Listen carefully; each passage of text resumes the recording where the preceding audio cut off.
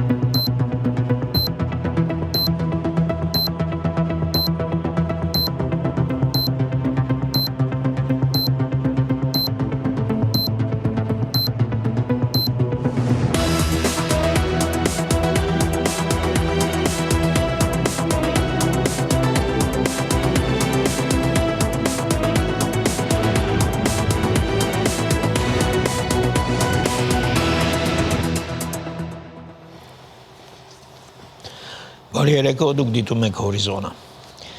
Վարչապետ աշխատանքային այցով Սյունիքում Նիկոլ Փաշինյանը ծանոթացել է Խոտ-Որոտան ավտոճանապարհի վերակառուցման աշխատանքների ընթացքին։ Facebook-յան իր էջում կառավարության ղեկավարը հայտնել է, որ Որոտանի ճանապարհը խմելու է ոռոգման ջրերի համակարգերը կառուցվում են։ Փաշինյանը նաև բնակիչների հետ է հանդիպել, զրուցել նրանց հետ։ Դե ասեք տենամ հələ խի ջուր չունեք։ Ո՞վ է ձեր ջուրը կտրել։ Մենք ենք կտրել ձեր ջուրը։ Հա։ Չի կարասի, հաճար ինչնա բադե։ Սարքել են, վերանորոգել են։ Հա։ Ընդեի ծաղագին ջուր էր գնում, իրար ջուրը ապահովում էր դեից։ Բայց ինչով է խողովակով թե առանց։ Չէ, նախ համակարգ կա գյուղում ջրի։ Այո։ Ներքինը կա։ Դե բատնալշանը։ Հիմա բերում ենք, այսպես ենք հաշվում։ Հա։ Ինչ մի 15 օր ջուր։ Ահա։ Всё։ Էդ էլ լուծեցինք։ Այս ճամփեն էլ սարքում ենք։ Էս մի ճամփեն էլ ենք սարքում, տեղ կա սարքելու ու այսինքն հա չէ, մի հատ էլ հələ դեպի Գորիս ենք ճամփա սարքելու ոնց որ։ Գյուղում մեքենա ունեցող ինչքան ժողովուրդ կա։ Մեքենա ունեցողներ կան, բայց դե մի քիչ հասկանալի է, որ ճանապարհը այս վիճակին մեքենայը կփչանա, դե սարքում է, հա, բայց միան ինչ էլ ասում եք չեն ներժման, մեկն էլ ինչ է կարմա օգնում։ Да если собственной машины нет, ничего. Իսկ ինչով եք զբաղվում։ Անասնապահություն, հողագործություն, Шакаруем это. Մեկ յոլագում եք։ հասցնում եք։ Вопросов много. Марон հարցեր շատ կան։ Հարցեր շատ կան, մի քիչ կյանքը մեր немножко что бесит. Нехорошо жить. Ուրախ հիմար 3 բան է պետք։ Խաղաղություն է պետք, ճամփա է պետք։ Հենց խաղաղություն եղավ, ճամփեն եղավ։ Ճամփեն սարքվի, արդեն պիտի դուք էլ մի քիչ ակտիվ լինեք, որ տուրիստ կա գնա, էս որ դեպի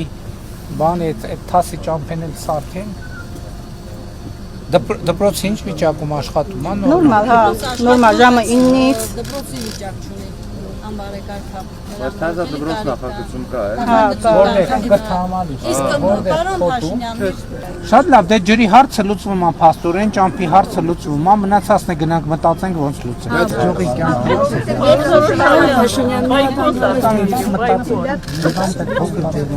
այս սկզբում որն ենք եկել էինք նոր գյուղ, մեզ ունեինք մեծ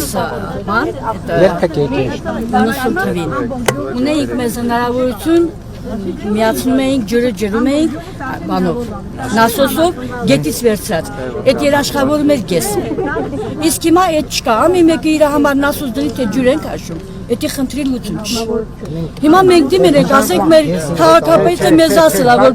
կգա, տրանսպորտ կգա կսարք։ Օրվա կարգավորիչ կայանա, այս բանը, մեջամբարը սարքել,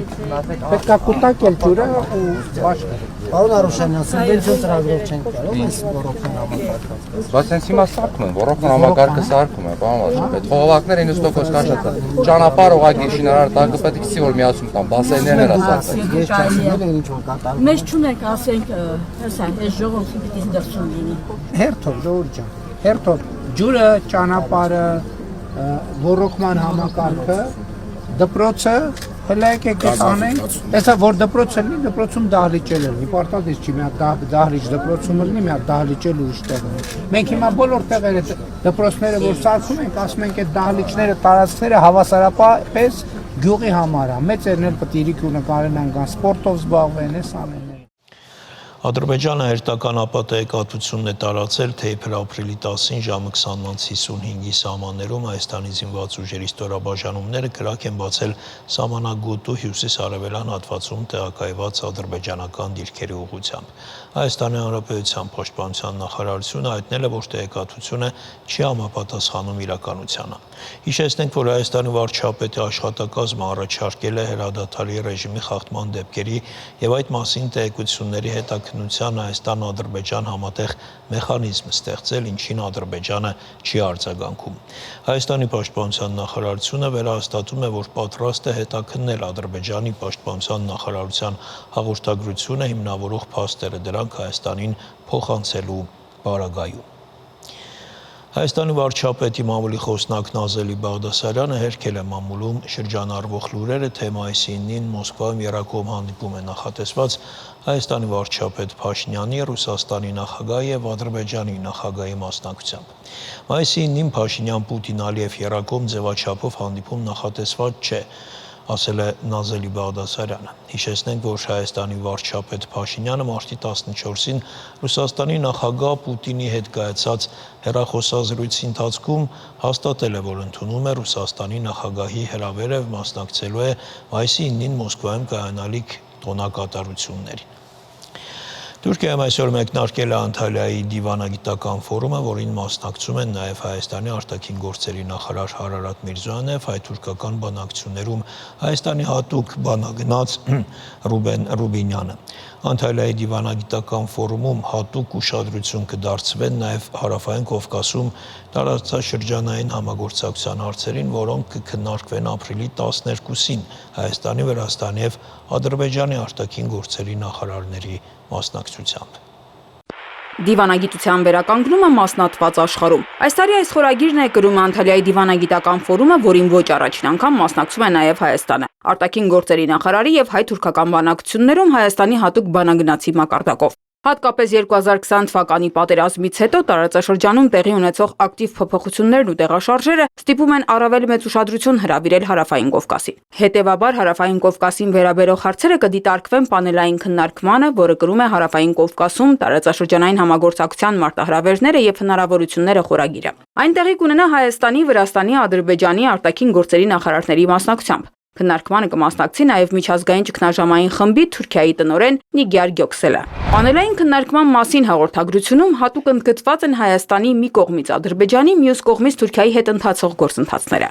Հարավային Կովկասում կայունության հասնելու պատմական հնարավորություն է ստեղծվել պայմանավորված վերջին զարգացումներով, ներառյալ Ադրբեջանի եւ Հայաստանի միջև խաղաղության գործընթացում առաջխաղացումները եւ Թուրքիայի ու Հայաստանի միջև շարունակվող կարգավորման ջանքերը։ Դրանք տարածաշրջանային համագործակցության մեջ Վրաստանի աճող դերի հետ միասին նշանակալի հեռանկարներ են ստեղծում տարածաշրջանի ապագայի համար։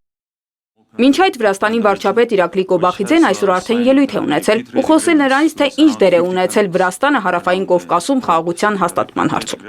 Վրաստանը միշտ դրական դեր է խաղացել Հարավային Կովկասում խաղաղության հաստատման գործում եւ բոլոր հարևան երկրները գնահատում են դա։ Մենք Ռուսաստանի հետ հարաբերությունների խաղաղ տեսլական ունենք։ Մենք շատ խաղաղ եւ պրագմատիկ տեսլական ունենք։ Ավելի վաղ Վրաստանի արտաքին գործերի նախարար Մակա Բոջորաշվիլին հայտարարել էր, թե իրենք պատրաստ են նպաստել Ադրբեջանի եւ Հայաստանի միջև հակամարտության վերջնական կարգավորմանը, խաղաղ համաձայնագրի ստորագրմանը, որպեսզի տարածաշրջանում կայուն խաղաղություն ապահովվի։ Այսօր արդեն այդ խաղաղության թեման քննարկել են Թուրքիայի եւ Ադրբեջանի նախագահները։ Նրանց հանդիպման մասին հաղորդագրության համաձայն նախագահ Էրդողանը ասել է, թե Թուրքիան Ադրբեջանին դիտարկում է որպես Հարավային Կովկասում խաղաղության ճարտարապետ եւ ուշադիր շարունակում է հետևել Հայաստանի հետ հարաբերությունների կարգավորման գործընթացին։ Նա նաև ասել է, թե գոհ է առաջընթացից։ Սա այն դեպքում, երբ խաղաղության պայմանագրի տեքստի համաձայնեցումից հետո էլ Ադրբեջանը ամեն գնով ձգձգում է գործընթացը։ Կրիստինա Լագուլյան, Հորիզոն։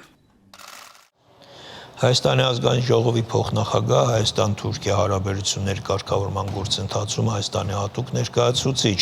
Ռուբեն Ռուբինյանը Անտալիայի դիվանագիտական ֆորումի շրջանակներում հանդիպել է կարգավորման գործընթացում Թուրքիայի հատուկ ներկայացուցիչ Սերդար Քլչի հետ։ Հայաստան-Թուրքիա կարգավորման գործընթացի վերաբերյալ լավ քննարկում ունեցա Սերդար Քլչի հետ, գրել է Ռուբինյանը։ Իր հերթին հանդիպումից հետո չեպազրույցում Քլչը հայտնել է, որ քննարկել են նաև Անիի կամրջի վերականգնման հարցը։ Արցախից բռնի տեղահանված կարիքավոր անձանց կառավարությունը կտրամադրի սոցիալական լրացուցիչ աջակցություն, այս եւ արցախցիներին ուղղված այլ ծրագրերի մասին տեսանյութում։ Արցախից բռնի տեղահանված անձանց համար այս պահին գործում են աջակցության մի շարք ծրագրեր։ Որոշակի փոփոխություններով շարունակվում է կեցության եւ այլ ծախսերը հոգալու սոցիալական աջակցության միջոցառումը։ Այն ապրիլի 1-ից ուղղված է առանձին խմբերի անձանց։ Այդ անձինք են առաջին երկրորդ խմբի հաշմանդամները, անչափահասները, 63 տարին լրացած անձինք, կերակրողը կորցնելու դեպքում նպաստական կենսաթոշակ ստացող անձինք եւ 18 տարին լրացած, սակայն դեռևս պարտադիր կրթության դաշտում գտնվող անձինք։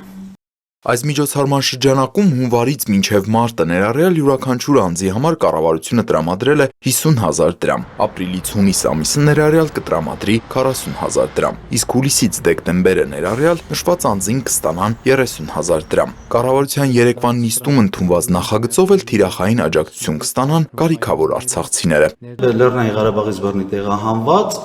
կարիքավոր ընտանիքներին սոցիալական աջակցության տրամադրում։ Հիմքը այստեղ կարիքն է, աջակցությունը սոցիալական աջակցությունը, նա պետք է լինի հասցեական եւ կարիքավոր, որպես կարիք դիտարկվել է որոշակի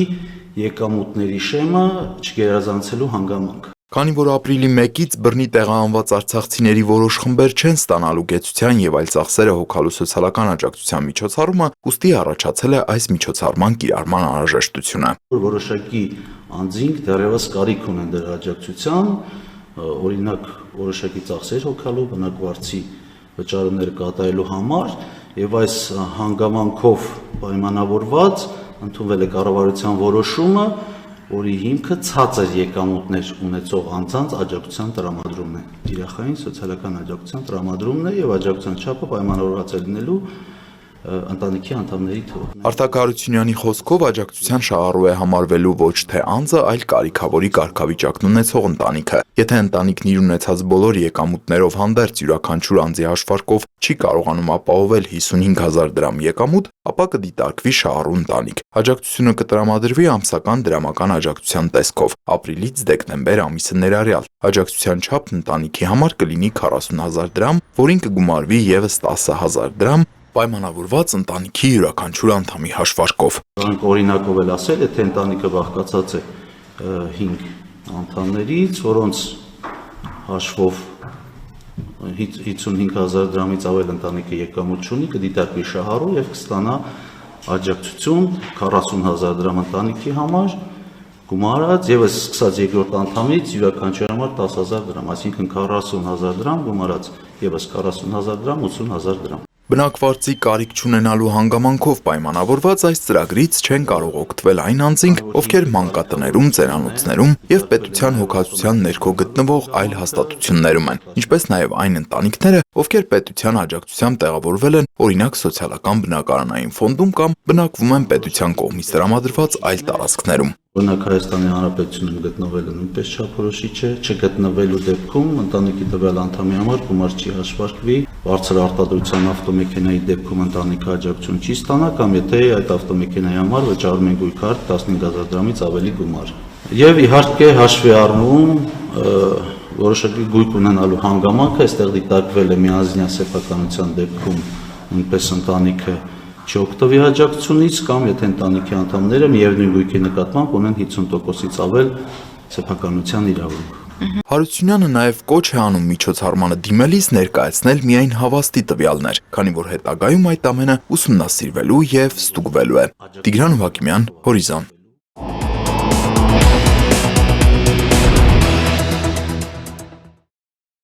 Բաքվում Ադրբեջանի ղեկավարության միջնորդությամբ կայացել են բանակցություններ Իսրայելի եւ Թուրքիայի բարձրաստիճան պատվիրակների միջև հանդիպան ավարտից հետո կողմերը պաշտոնական հայտարարություն չեն տարածել։ Շարունակենք Արտյոմ Երկանյանի հետ, Արտյոմ, կարծում եմ այնուամենայնիվ ինչ-որ բան հայտնի դարձել է։ Պրես ռելիզներում այս հանդիպումը կոչում են աշխատանքային խմբերի առաջին նախապատրաստական տեխնիկական հանդիպում։ Մինչդեռ իրականում հայտնի է, որ մինչ վերջերս եւս հանդիպումներ եղել են եւ բավական բարձր մակարդակի եւ ի տարբերություն այս հանդիպման առանց միջնորդների։ Հայտնի է, որ նոյեմբերի 19-ին Իսրայելի ընդհանուր անվտանգության ծառայության ղեկավարը այցելել է Թուրքիա եւ հանդիպել է Թուրքիայի այն ժամանակվա արտաքին հետախուզության ծառայության տնօրենի հետ։ Բայց դրանից հետո Իսրայելի եւ Թուրքիայի միջև հարաբերությունները ել ավելի լարվեցին եւ դրանից հետո արդեն ուղիղ առանց միջնորդի հանդիպումները իրատեսական չէին։ Այս անգամ Իլհամ Ալիևն է նախաձեռնել այս հանդիպումը եւ ըստ էության միջնորդի դերն է ստանձնել։ Հայտնի է ըստ որոշ չհաստատված տեղեկությունների, որ Իսրայելի պատվիրակության կազմում էին ազգային անվտանգության շտաբի հրամանատարը, վարչապետ Նետանյախուի ռազմական հարցերով գլխավոր խորհրդականը, գլխավոր շտաբի օպերատիվ վարչության պետը եւ պաշտպանության նախարարության գլխավոր տնօրենը։ Թուրքական կողմի ներկայացուցիչների անունները հայտնի չեն։ Ինչ վերաբերում է արդյունքների, ապա իսրայելական պետական կան հեռուստաընկերությունը տեղեկություն է տարածել այն մասին, որ այս հանդիպումը որևէ դրական արդյունք չի տվել եւ որ կողմերին չի հաջողվել ոչ մի համաձայնության, ոչ մի կոնկրետ համաձայնության գալ։ Ըստ էության կարելի է ընդհանրել, որ հանդիպումը տապալվել է։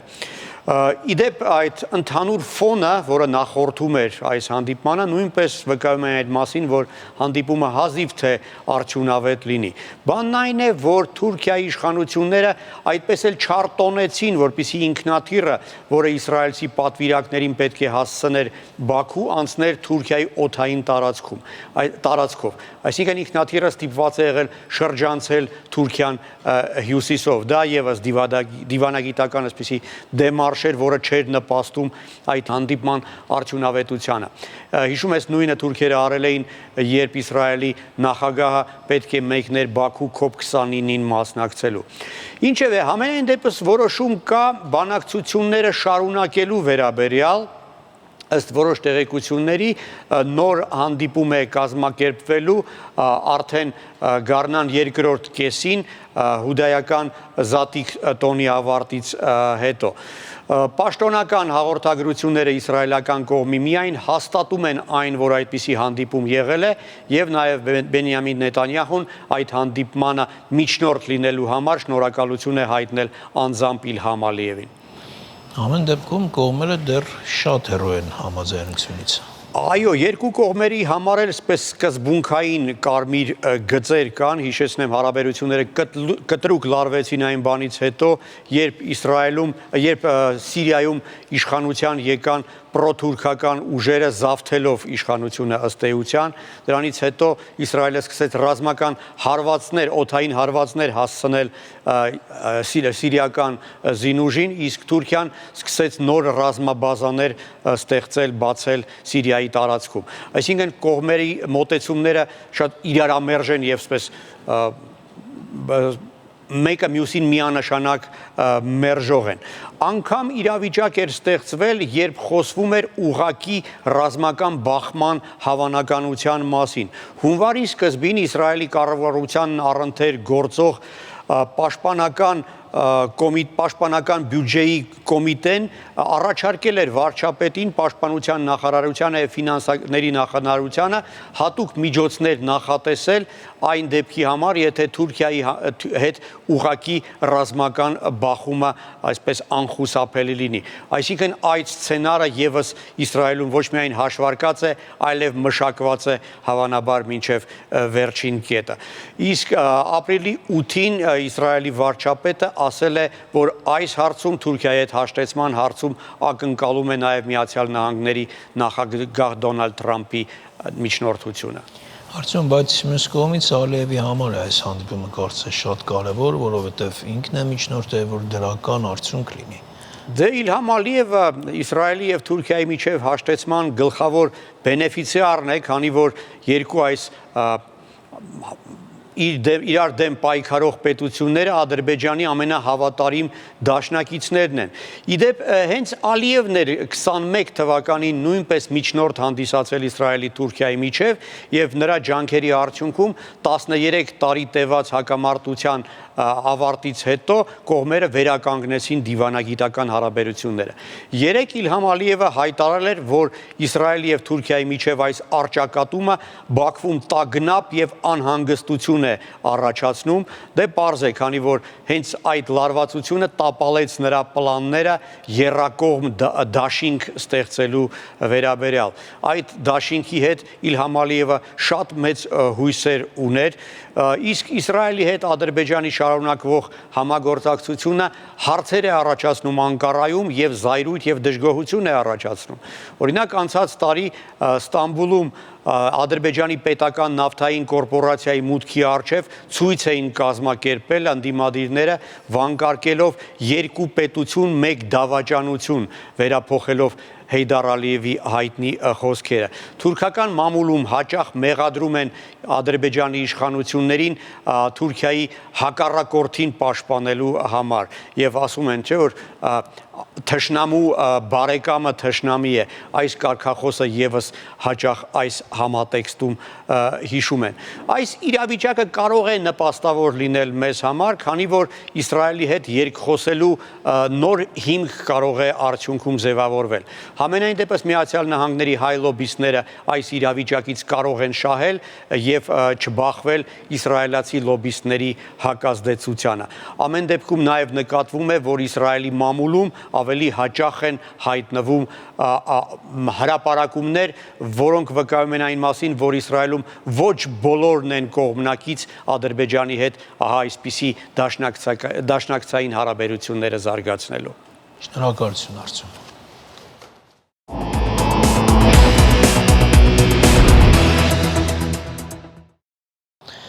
Հորիզոնի այս թողարկումը ավարտվեց, կարճ դադարից հետո գործընկերը Սալահ Ալաջյանը կամփոփի անցնող շաբաթվա կարևոր միջազգային իրադարձությունները։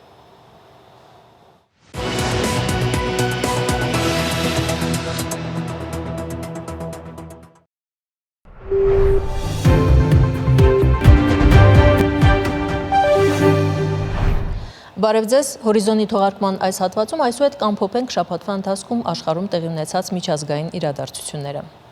Սկսենք ԱՄՆ-Իրան հարաբերություններից։ Այս շաբաթ ուշադրությունը սևեռված է դեպի Օման, որտեղ հանդիպում կանցկացնեն ԱՄՆ-ի ու Իրանի ներկայացուցիչները։ Շաբաթվա սկզբին նախագահ Դոնալդ Թրամփը անսպասելիորեն հայտարարեց, որ իր երկիրը ուղիղ բանակցություններ կանցկացնի Իրանի հետ։ Հանդիպման անցկացման տեղեկությունը հաստատեց նաև Իրանի արտգործնախարար Սեյեդ Աբբաս Արաղչին։ Չնայած բանակցությունների փաստին Թրամփը չէր բացառել Իրանի դեմ ռազմական գործողությունները, եթե դիվանագիտությունը ձախողվի։ Ավելի վաղ փետրվարին Թրամփը հուշագիր է ստորագրել, որով ԱՄՆ գանձապետարանին հանձնարարել էր լրացուցիչ պատժամիջոցներ կիրառել Իրանի նկատմամբ եւ պատժել հատկապես այն երկրներին, որոնք իրանական նավթ են գնում։ Այժմ Սպիտակ տունը հույս ունի այդ տնտեսական ճնշումը հաստատել դիվանագիտական ճանապարհով։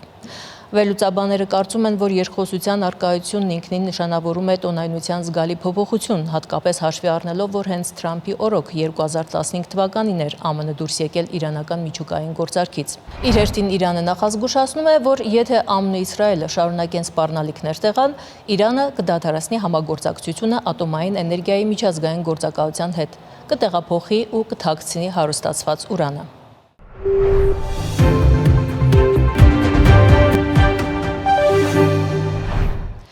Այս շաբաթ Ռուսաստանի Պետդուման վավերացրեց Ռուսաստանի եւ Իրանի համապարփակ ռազմավարական գործընկերության մասին համաձայնագիրը։ Այն այս տարի ստորագրել էին Ռուսաստանի Դաշնության ու Իրանի նախագահները Մոսկվայում։ Համաձայնագիրը ստորագրվել էր Ռուսաստանի եւ ԱՄՆ-ի առաջին շփումների ընթացքում։ Դրանով հանդերձ ԱՄՆ-Իրան լարվածության ֆոնին մի քանի օր առաջ Ռուսաստանի Դաշնության փոխարտգործնախարար Անդրեյ Ռուդենկոն հայտարարել էր, թե Ռուսաստանը պարտավոր չէ ԱՄՆ-ի հարձակման դեպքում օգնության հասնել Իրանին։ Դիվանագետի խոսքով Իրանի եւ ԱՄՆ-ի միջև ռազմական հակամարտության բռնկումը սարսափելի հետևանքներ կունենա մերձավոր արևելքի տարածաշրջանի համար։ Նման սցենարի դեպքում Ռուսաստանը պարտավոր չէ ռազմական օգնություն ցուցաբերել։ Իրանի եւ Ռուսաստանի ստորագրած համապարփակ ռազմավարական գործընկերության պայմանագիրը ռազմական դաշինքի մասին համաձայնագիր չէ։ Մենք չենք ցանկանա, որ Ռուսաստանը ներքաշվի եւս մեկ հակամարտություն լուծելու մեջ, բայց այնուամենայնիվ նման հնարավորություններ կան։ Համաշխարհային շուկաներում իրարանցումից հետո Ամերիկայի Միացյալ Նահանգների նախագահ Դոնալդ Թրամփը 90 օրով հետաձգել է մաքսատուրքերի կիրառումը։ Մինչ այդ հայտնի էր դարձել, որ այս շաբաթ ուժի մեջ են մտնում 60 երկրների նկատմամբ ԱՄՆ նախագահի սահմանած աննախադեպ մաքսատուրքերը։ Շաբաթավերջին Եվրամիությունն էլ իր հերթին հայտարարեց, որ 90 օրով հետաձգում է Ամերիկայի Միացյալ Նահանգների դեմ նոր մաքսատուրքերի կիրառումը։ Չնայած որոշ երկրների նկատմամբ մեղմացումներին, Ամերիկայի Միացյալ Նահանգները խստացնում է Չինաստանի նկատմամբ պատժամիջոցները։ ԱՄՆ ամենաբարձր մաքսատուրքն է սահմանել աշխարհի ամենամեծ արտահանող Չինաստանի նկատմամբ։ Սա այն բանից հետո, երբ Պեկինը հրաժարվեց վերացնել իր պատասխան մաքսատուրքերը եւ հասկացրեց, որ կպայքարի մինչեւ վերջ։ Լրատվամիջոցները գրել էին, որ մաքսատուրքերի սահմանման մասին լուրից հետո վերջին օրերին համաշխարհային բորսաներում արժեթղթերի արժեզրկման պատճառով մի քանի տրիլիոն դոլար էր փոշիացել։ Ըստ Forbes-ի նոր մաքսատուրքեր սահմանելուց հետո Թրամփն ինքն է $500 միլիոն կորցրել։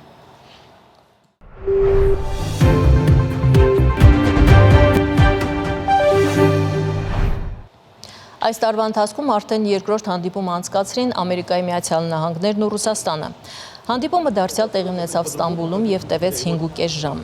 Այս անգամ ռուս-ամերիկյան պատվիրակությունները քննարկեցին երկու երկրների դեսպանատների աշխատանքին վերաբերող հարցերը։ Ռուս-ամերիկյան բանակցությունների առաջին փուլը կայացել էր փետրվարի 27-ին Ստամբուլում ԱՄՆ գլխավոր հյուպատոսության շենքում։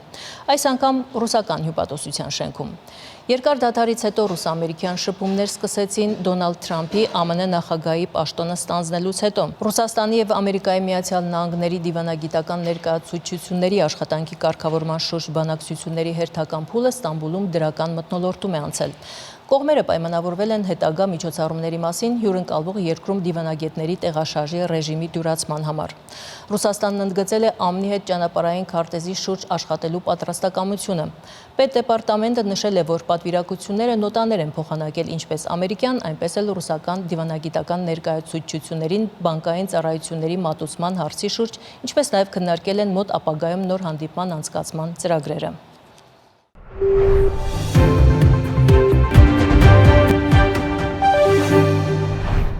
Ընդամենը ժամեր հետո Ամերիկայի Միացյալ Նահանգների նախագահի հատուկ բանագնաց Սթիվեն Վիտկոֆը ժամանել է Ռուսաստանի Դաշնության նախագահ Վլադիմիր Պուտինի հետ հանդիպելու։ Մինչ հանդիպումը Ռուսաստանի արտգործնախարար Սերգեյ Լավրովն արդեն իսկ դրական էր գնահատել ԱՄՆ-ի հետ շփումները, այդ թվում ամփոփելով Ստամբուլում տեղի ունեցած ռուս-ամերիկյան խորհրդակցությունները։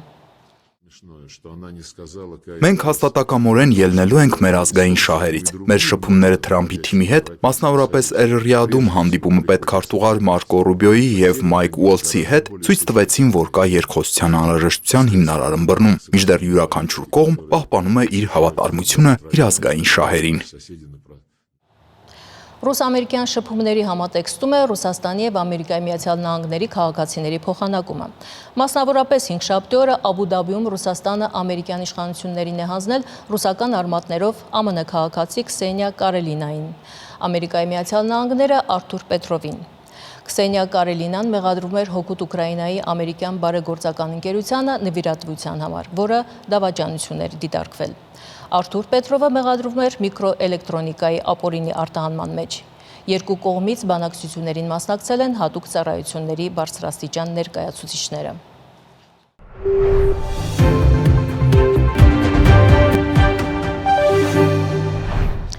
Սիրիայի հարցում Ամերիկայի Միացյալ Նահանգները հույս ունի համաձայնության հասնել Իսրայելի ու Թուրքիայի հետ։ Այս մասին խոսել է Ամերիկայի Միացյալ Նահանգների նախագահ Դոնալդ Թրամփը Սպիտակ տանը Իսրայելի վարչապետի հետ հանդիպման ժամանակ։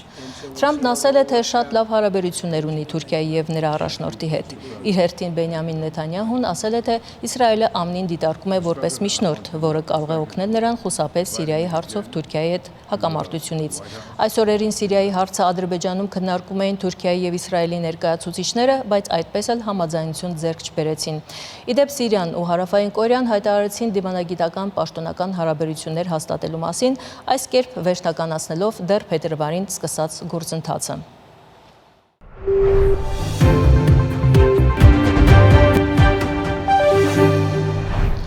Ադրբեջանն ու Չինաստանը երկխոսություն են սկսում պաշտպանական արդյունաբերության ոլորտում համագործակցության շուրջ։ Այդ մասին ասել է Ադրբեջանի նախագահ Իլհամ Ալիևը Բաքվում տեղի ունեցած միջազգային համաժողովի ընթացքում։ Ալիևն ասել է, թե կարծում են, որ դա կարող է շատ խոստումնալից գործընթաց լինել, քանի որ Ադրբեջանը շարունակում է արդիականացնել իր զինված ուժերը։ Հիշեցնենք, որ Բաքուն եւ Պեկինը 2024 թվականին ռազմավարական գործընկերության մասին հռչակագիր են ստորագրել։ Այսքանն ենք առանձնացրել ձեզ համար միջազգային լրահոսից այս շաբաթ, կհանդիպենք մեկ շաբաթից։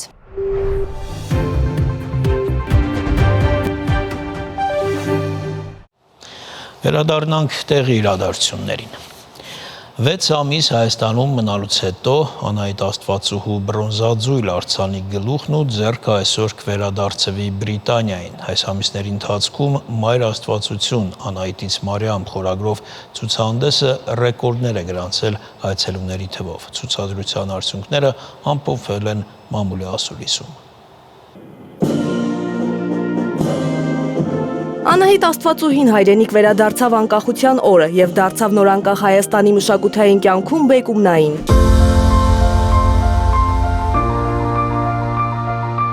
Ըստ բրիտանական թանգարանի կայքի Անահիտի պաշտամունքային արձանի այս գլուխը գտնվել է 1870-ականներին Էրզրումի Սաթալա բնակավայրում։ Մի քանի հնավաճառներ այն ձեռքից ձեռք են փոխանցել։ Ի վերջո Անահիտի կիսանդրին բրիտանական թանգարանն է ձեռք բերել։ Մինչ այս Անահիտի բրոնզաձույլ արձանը երբեք Հայաստանում չէր ցուցադրվել։ Հայաստանի անկախության օրվանից սեպտեմբերի 21-ից սկսած Անահիտը 6 ամիս ու 21 օր ցուցադրվեց Հայաստանի պատմության թանգարանում Մայր Աստվածությանը վերաբերող նմուշների հետ, կրելով Մայր Աստվածություն Անահիտից Մարիամ խորագիրը։ Այն դարձավ անկախ Հայաստանի պատմության մեջ ամենաշատ այցելված ցուցադրությունը, ունենալով ավելի քան 55,800 այցելու։ Շատ կարևոր էր արձանագրել, որ եղել է նաև կրկնակի, եռակի, նաև շատ անգամ այցելություններ, որը թանգարանի ամենակարևոր խնդիրներից մեկն է լուծում, սա ձևավորում է թանգարան այցելելու կարևոր մի մշակույթ։ 20-ից ավելի տարբեր միջոցառումներ, 160-ից ավելի լրատվական եւ նաև զանգվածային լրատվության արձագանքներ, նոր հուշանվերային տեսականի նաև համագործակցության միջոցով հրատարակվել է ցուցահանդեսի անգլերեն պատկերագիրքը եւ ընթացքում է նաև հայերեն պատկերագրքի պատրաստումը։ Պատմության թանգարանի տնօրինությունից հայտնեցին, որ ցուցահանդեսից գոյացած միջոցներով փակվել են բոլոր ծախսերը։ Նաև դրանց հաշվին թանգարանը ձեռք է բերել նոր սերվերային համակարգ, որով հնարավորություն կլինի ստեղծելու թվային բովանդակություն։ Իդեպ ցուցադրությունը կազմակերպելու համար արվել է վերջին տասնամյակներում Հայաստանում ցուցադրությունների համար իրականացված ամենախոշոր ներդրումը։ Կրթության, գիտության, մշակույթի եւ սպորտի նախարարությունից էլ փաստեցին, որ այդ ցուցադրությունը դրականորեն է ազդել հանրության կողմից թանգարաններ այցելելու ցուցանիշի վրա։ Կարող եմ ասել, որ այդ գործընթացը բավականին հեշտացել է եւ արդեն իսկ մենք ամենտեղ կարողանում ենք ասել, որ ունեցել ենք նման լուրջ համագործակցություն բրիտանական թանգարանի հետ, որը մեր համար արդեն ավելի շատ դռներ է բացում։ Եվ այլ հեղինակավոր թանգարաններ, երբ որ տեսնում են այս համագործակցության փաստը, ավելի պատրաստական են դառնում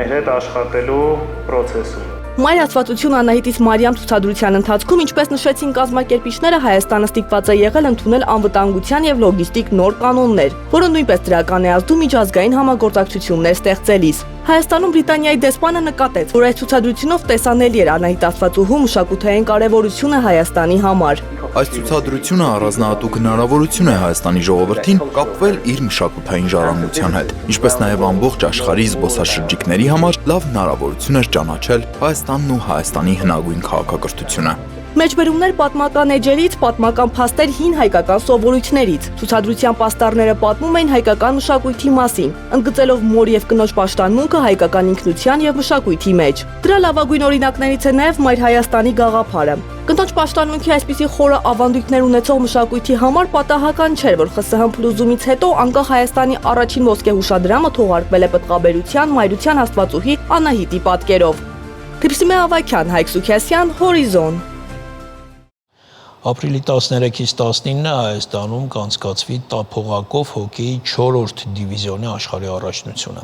Կանցկացվեն 15 հանդիպումներ, որոնց կմասնակցեն Հայաստանի, Իրանի, Քուվեյթի, Մալայզիայի, Ինդոնեզիայի եւ Ուզբեկստանի հավաքականները։ Հանդես կգա Հայաստանի հավաքականը 5 խաղերում, Հայաստանի հակառակորդ թմերը կլինեն Ուզբեկստանը, Իրանը, Մալազիան, Ինդոնեզիան եւ Քուվեյթը։ Այսինքն խաղում ենք 4 դիվիզիոն, շրջանաձև կարգով եւ հաղթողը արդեն կհայտնվի հաջորդ դիվիզիոնում։ Քանի որ այս պայդրությամբ համալիրի շահագործումը սառույցի բացակայության պատճառով չեղավ, այսինքն նստատեղերի քանակը շատ սակավ է, մոտավորապես 550, հա, նստատեղ ունենք մենք հենց Արենայում, որոշում էր կայացվել եւ ԿԳՄՍ-ի եւ քաղաքապետարանի աջակցության շնորհիվ կարողացանք ստանանք 2 ֆան-զոնա, որը մեկը լինելու է օպերայի հարևանությամբ, մյուսը լինելու է Շահումյան հրապարակում, հենց նախարարությունների դիմաց։ Այդ ֆան-զոնաներում հնարավորություն կունենան բոլոր մարդիկ կան դիտեն մեծ LED էկրաններով։ Հոկեյը որպես սպորտաձև զարգանում է Հայաստանում եւ զարգանում են նաեւ ենթակառուցվածքները այդ սպորտաձևի հետ կապված եւ մեր Գեղասահքի դպրոցում ենք վերջերս նաեւ նախարարության առաջարկով որոշակի փոփոխություններ արեցինք, որպեսզի համապատասխանեցնենք հենց կոնկրետ այս մրցաշարին եւ ընդհանուր առմամբ ենթակառուցվածքային փոփոխությունները, որոնք որ իրականացվում են նախարարության կողմից, քաղաքապետարանի կողմից, սպորտային տարբեր ուղղություններ, տարբեր սպորտաձևերի համար էականորեն իրավիճակը բարելավում են եւ ստեղծում են նորմալ պայմաններ պարապելու, սովորելու, սպորտը զարգացնելու համար։ Վերջին 2 տարիների ընթացքում Երևանի քաղաքապետարանը էականորեն փոխել է իր քաղաքականությունը մշակույթի եւ սպորտի ոլորտների նկատմամբ եւ էական ծավալի նոր ծրագրեր է իրականացնում բոլոր այն հատվածներում, բոլոր այն տեղերում, որտեղ որ մենք կարող ենք աջակցել, ինչպես կոնկրետ այս դեպքում է, մենք միշտ ուրախ ենք դա անել, բայց նաեւ ունենք մեր նախաձեռնությունները արդեն 2-րդ տարին անընդմեջ նույնիսկ կարելի ասել 3-րդ տարին անընդմեջ անցկացվում է Երևանի քաղաքապետի գավաթը տարբեր սպորտաձևերով եւ կան սպորտաձևեր, որոնք իրապես տենց միջազգային մակարդակի մրցումներ ենք տեսնում, ինչպես ըմբշամարտում, ինչպես բոքսում եւ այս տարի նույնպես անցկացվելու են տասնյակ երկրներից մասնակիցներ, հարյուրավոր մասնակիցներ են լինում եւ կարծում եմ սա այն աշխատանքն է, որ Երևանի քաղաքապետարանը նույնպես պետք է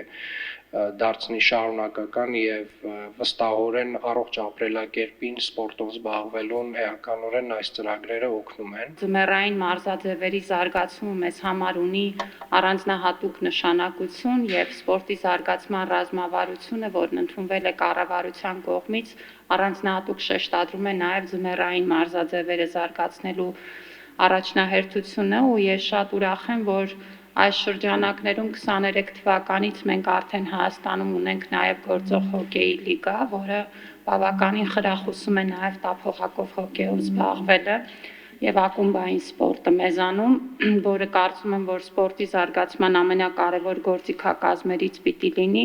եւ այս առաջնության անցկացումն էլ հուսով եմ, որ մարզաձևի զարգացման եւս մի խթան պիտի դառնա։ Մենք բավականին լուրջ ուշադրություն ենք դարձնում մարզաձևերի զարգացմանը եւ հիշեցնեմ, որ այս տարի Ջերմուկում անցկացվեցին երկրորդ համահայկական խաղերը ձմեռային համահայկական խաղերը, որոնք մեծ մասնակցություն ունեցան, մենք 1300-ից ավել մասնակիցներ ունեցանք 18 պետությունների ավելի քան 80 քաղաքներից եւ տափողակով հոկեյը նույնպես ներառված էր ուրեմն համահայկական խաղերի ցանկում, իհարկե այստեղ մենք ունեինք նաեւ դահուկավազքի, լեռնադահուկային սպորտի, սնոուբորդի, կարծում եմ ձնամարտը մեծ հետաքրքրություն առաջացրեց նաեւ հանդիսատեսի շրջանում եւ սա ցույց է տալիս, որ իրականում ձմեռային մարզաձևերի նկատմամբ հետաքրքրությունը բավականին մեծ է եւ մենք էլ մեր հետագա աշխատանքներում նաեւ հանրային այս ներգրավվածությունը հաշվի առնելով ավելի մոտիվացված ենք առաջ գնալու։ Հորիզոնում այսօր այսքանը, բարի գիշեր։